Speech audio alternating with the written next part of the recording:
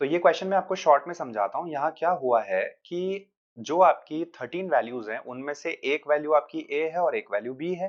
इसके अलावा जो आपकी 11 वैल्यूज हैं उनमें से कोई एक वैल्यू को एग्जैक्टली हाफ ले लिया गया है गलती से, राइट? होनी चाहिए थी डबल, बट एक को हाफ ले लिया गया। वो कोई सी भी वैल्यू हो सकती है, we have to check that. तो अभी जब रिकैलकुलेट किया गया और नया एवरेज निकाला गया तो वो 15 आया, यानी आपका जो सम आ रहा है आफ्टर recalculation 15 into 13 वैल्यूज हैं आपके पास, तो दिस बिकम्स 195, राइट? अब आपने देखा कि अगर मान लीजिए हम हाफ के हिसाब से अगर सम को कैलकुलेट करें तो हमारा सम क्या आ रहा है, तो हमारे सम की रेंज आ रही थी, अभी हमने पिछले क्वेश्चन में कैलकुलेट किया 180 से 185, राइट? सो अगर ये हमारा 180 आ रहा है तो यहाँ पे डिफरेंस हो जाता है हमारा 15 का, और अगर ये आपका 185 होता है तो डिफरेंस होता है हमारा 10 का, right? This is something that we have to understand, okay?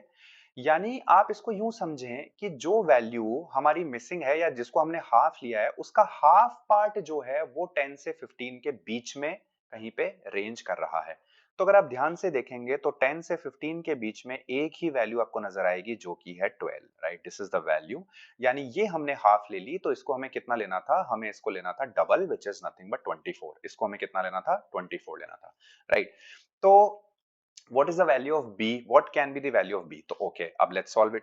तो यानी हम कह सकते हैं कि 173 प्लस का हमारा b प्लस का हमारा जो वैल्यू हमने हाफ ली है वो, ये पूरा सम जो आ रहा है ये बराबर है 195 के, ओके? तो यहां से b प्लस u की जो वैल्यू आ जाती है ये है 195 minus 173, which becomes how much? So this is nothing but 22, okay? Now जो वैल्यू आपने हाफ ली है आप कह रहे हैं वो 12 है, तो यहां से अगर इस वैल्यू को रखेंगे तो b बन जाता है 10, और करेक्ट आंसर आपका हो जाता है ई ऑप्शन।